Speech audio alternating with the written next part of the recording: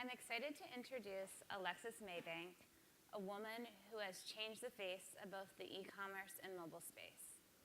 As founder of Gilt Group and now Project September, we are so thrilled to have you here, and you're truly a visionary in our industry. Thank you. Good afternoon, everyone. Hope you're having a good day. So I'd like to start things off talking about your current venture, Project September. You've built this really great platform which allows product discovery and shopping all while looking at photos. Can you tell us more about your mission and what you're looking to do about making the visual world more shoppable? Sure. So for those of you out there who might not be familiar with it, I launched a business this year called Project September, and it set out just to do that, to make the visual world shoppable, the first immersive visual shopping experience. And really, we wanted to do that based on a trend we were seeing where people were just discovering and consuming content online at paces I'd never seen before, but certainly all in visual formats, through images, through videos. And I personally had spent so much time going through beautiful, inspiring visuals across social media in particular and other places that I wish I could just, tap on a pixel, understand what it is, where I could buy it, and be able to do that immediately. So with Project September, that's what I set out to do, to take the world's most heavily viewed images and make them immediately shoppable for fashion, design, beauty consumers out there. And we launched that and brought it to market this year. Great. And I know you have a very impressive background with your time at eBay, AOL, Gilt. A big theme of our conference this year is women innovators and leaders. So can you tell us some of your lessons and stories that you've taken from your previous jobs and experiences that really helped you develop and shape Project September? Sure. So that I could probably spend the next 24 hours on. Well, you got like 2 minutes. But I'm told we're bringing this up to speed time-wise. I mean, there are so many things that I could use to answer that question, from how to build teams, how to scale companies, and keep corporate cultures consistent. I mean, specifically within mobile, Gilt was actually one of the pioneers in mobile commerce in general. And I remember a point in 2011 where we were the top 10 commerce platforms there alongside Walmart's, which didn't necessarily say how big we were at that point, but how much of our business had shifted to mobile and how quickly. So during that experience and others prior, there were definitely learnings I took away.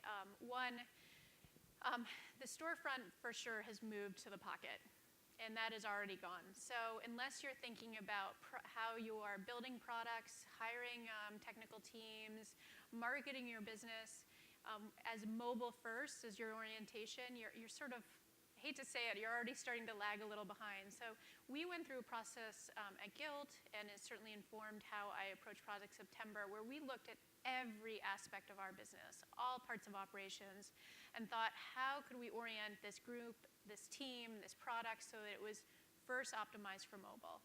And it changed the way we shot products, everything and above. And so I really noticed not just that trend where the storefront, your business had moved to the pocket, but also where the point of discovery had changed. So if you looked at where consumers were discovering something new, finding inspiration, it was on social, and it was increasingly in the hands of millions with a point of view, connecting with audiences in a kind of much more targeted, segmented way. And I wanted to allow those individuals on Project September to have the first platform where they could upload their beautiful visuals, their creatives, make it instantaneously shoppable, and importantly, trackable. So they know what their influence is, perhaps start earning, but be able to be what they already are, large, important advocates for brands that they love, and to do that effectively. So speaking of that and the social aspect, influencers obviously are a big part of the success of Project September so far. And I think influencers in general are a really new, amazing way for marketers to reach a new, highly engaged audience, right? Mm-hmm. They're talking, they're wearing it, they're doing everything to engage those users. How are you currently working with influencers, and what are some tips and advice that other marketers could have when it comes to working with influencers, and how could they be successful? Sure. So with Project September, a lot of influencers and also other professionals are uploading their creative directly and doing the work across our thousands of brand partners to just link to available inventory online for products that they love. But I think when working with influencers, bearing in mind that one, merchandising has definitely moved to the fringe. As I said, it's not on your storefront, sometimes arguably not even on the website anymore, or your own site or native app, but it's actually in the hands of these individuals interpreting your brand story in many ways on social. So their own businesses don't exist in any one spot. It's not on a blog, but they're connecting with audiences in a really interesting, almost ephemeral way across 5 or 6 different platforms that they use for very specific purposes. But all of that together amounts to their media business. So the way that I thought about it with Project September was, one, I had to make a business and a platform that was very interoperable with so many different types of platforms, so that content could be ingested from lots of relevant places, could be easily posted out and shared to audiences wherever those audiences might reside. I had to think about building a platform that made it very easy for key partners like our brand partners to be able to bring in their inventory feeds, to be able to go to that consumer wherever he or she might be. You have to go to the conversation, and you have to be at the point where people are discovering or thinking about your product. And that means that you just have to be very good at integrating with lots of different platforms and making your service available wherever that individual consumer wants to talk about you, think, learn, or take advantage of your product that you're selling. Great. And then to shift a little bit into the merchandising and brand side things. Obviously, you have a lot of experience working with fashion and lifestyle merchants.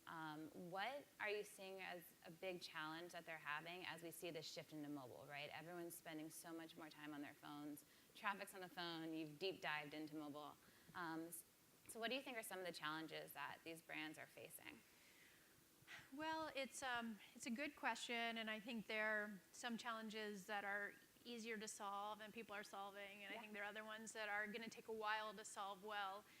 The first is, whenever you're working with lifestyle and fashion and those brands, they want to be in the places that understand brand integrity and their image-driven businesses. So, product and product designs and how you're showcasing individual brands becomes really, really important to kind of engender that trust.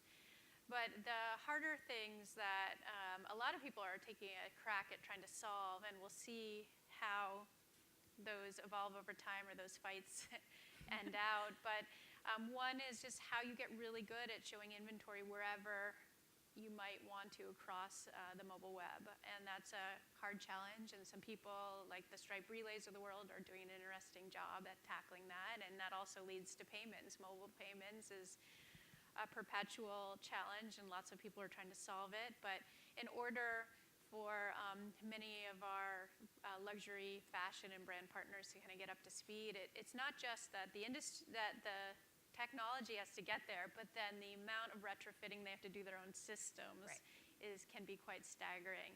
So it's kind of twofold. It's sort of first the deciding technologies need to be kind of that fight needs to happen, and there needs to be some winners, and then the needed overhaul across some legacy systems is sort of step 2, and then we all win. Yeah, I think that goes back to mobile dev resources and engineers. We Yes. all need more, so if anyone knows any. But in general, too, you touched on luxury brands and luxury fashion. And I think that's always been, sort of hard for either on the publisher side to get their users to want to purchase those things online, and then even as a merchant, if you have that inventory, to get them to do it in the e-commerce way. It's so aspirational in nature. People are spending a lot of money. They want to go in stores and have this high-end retail experience. What has been your experience with working with these luxury brands on e-commerce and now on mobile? And then how, if at all, do you think that they can touch these users in like a really high, refined way on mobile? Well, high-end experiences can just basically mean how you make a customer feel special. So through any platform, thinking about how or manifest any channel in which your brand is being shown, how can you make them feel special? And it could be as simple as giving kind of the equivalent of backstage access, how you're showing kind of more behind the scenes information about your business or brand that's nuanced from what you're showing elsewhere. How can you know a person by name when they come in, anticipate what they might be looking for by using some of the great personalization technology that's out there? How can you offer exclusive product or services there alone through mobile, or how can you offer them first through mobile? Those are ways that you make a person feel very special with a high-touch kind of experience behind how they're going through your service or going through your brand. So those are some things we thought about Project September at Gilt, and certainly are kind of leading the way to that's making a customer feel very special and known when they walk in that virtual front door. Yeah, absolutely. And then with that, what merchants do you think are having a lot of success in mobile, and why? So merchants, I mean, that means so many things in this day and age, but I think some of the examples I personally look at and try to see what they're doing, what they're experimenting with, whether it's fit technologies or others. I always look at Sephora. I think they do a tremendous job across all their channels. I also look at Revolve, a business that was born in the age of the millennial, marketed to the millennial, used completely different channels to reach that customer, started equally on mobile as they did through a website or desktop experience. And I think they, in many ways, have some of the most nuanced approaches to reaching young audiences through mobile devices where they're spending time. So those are the examples I look at frequently, and I think you see from all different how they communicate with their customers to what technologies they're rolling out to do color or fit in a better or new way. Yeah. And do you think a lot of it is just because their core demographic and audience is just a little bit younger in demographic? Like, well, they the have to, size? yeah. So if your audience is there, you have to, But I think it's more that in the case of Sephora, they just really put a stake in the ground and said, how are we going to relook at all of our business? And it's not about, putting this random web team on the corner and trying to have it slowly creep in. They did a full-scale overhaul and look at their business to see how they do business differently in the onset of the mobile age. And then same with a business like Revolve, or I guess separately with a business like Revolve, they had the benefit of just getting up and going a lot later, and therefore could almost think about how they wanted their business to evolve and start there instead of having to, take a lot of plumbing and legacy systems and rethink them. And so that's a huge benefit that just starting more recently. Yep, absolutely. And then, just a little more off topic, but in the fashion category, I think a lot of interesting things we're seeing right now is a lot of collaborations between fashion and tech. You see the Tory Burch Fitbits and the Hermes Apple Watches, and even now Snapchat just introduced spectacles. How do you think those collaborations are faring in the market? I think they're doing an important thing by just getting the consumer used to that concept of incorporating it in their wardrobe. For the most part, they're not pieces that people necessarily want to be seen in, and so that's one big thing that just industry-wise we'll have to get over. But the other is putting aside sort of just the visual nature of is that something you want to be seen in, the spectacles or not. The second piece is they all suffer from this surge in user activity where for 3 months they're really heavily used and then they just fall off. So I feel like we'll get there, and probably the Apple Watch is one of the closest because it's tackling a dozen things at one time instead of just measuring your steps or measuring your heart rate. And so I think we'll see something that emerges, and we're just not there yet. And it usually comes down to those two challenges: is it's not really a piece you want to be seen wearing, and two, it addresses just one thing about your life, and so you have this ramp that then falls off. I mean, that was a problem with a couple technologies. Come month 3, no one was using it anymore. Right, it lost its high, you could say. And with the whole technology and fashion merges, do you think that's going to help like us in the mobile business? Just because people are being more aware, they're wearing it and so forth? Or do you think it's just a completely separate industry as a whole? Yeah, I think it's helping drive where you see technology, and not just on a smartphone. But I don't think it's going to move overnight. I think it'll be 5 years, and we'll see it take full on. We'll see it take on a new shape that, like the smartphone, whoever thought that you could take photos on it and book your life and do all your. So I think finding that one breakthrough that might come that addresses so many aspects of how you live your life. That will get there, but what's really important that's happening now is all the conditioning for consumers that are thinking, maybe I will incorporate this, maybe I will try this, and that's trialability is going to be half the challenge to getting broader adoption. Can we promise if we see each other wearing something that you'll tell me if it's cute or not? And vice versa? I'm going to tell you to wear the spectacles or not, I promise. Thank you, I appreciate it.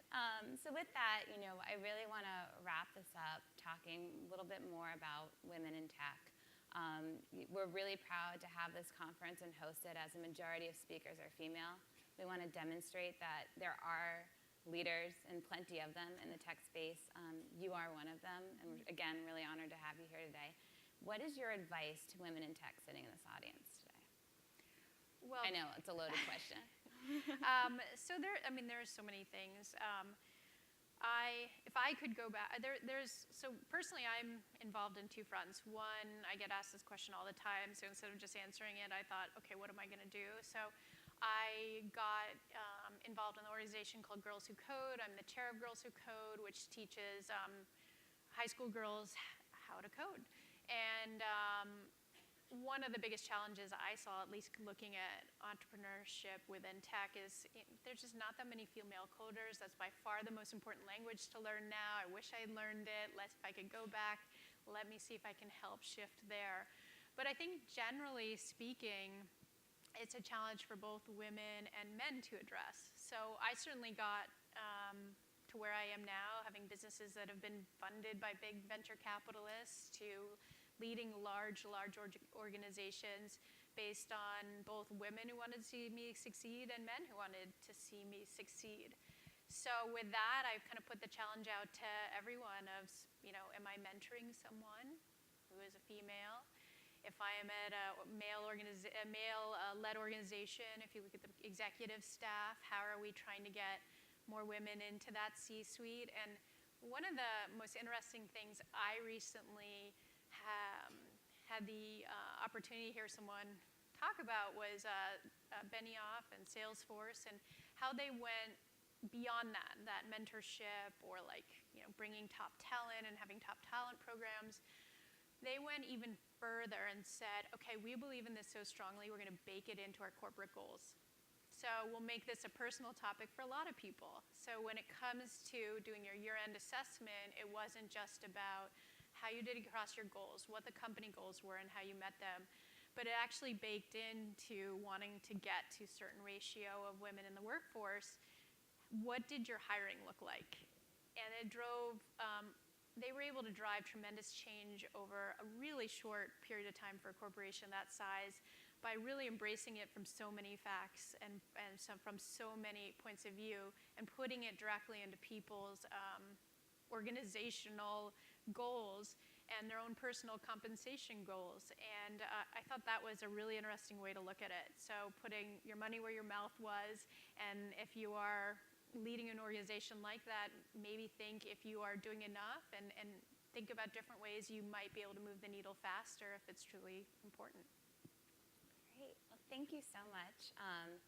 We caught up on time, which was our goal. Like guild flash sales, they wanted me to move through questions in a flash. So thank you so much for being here. Really appreciate it. And thank you guys, and I hope you all enjoyed it. Have a great day. Thank you.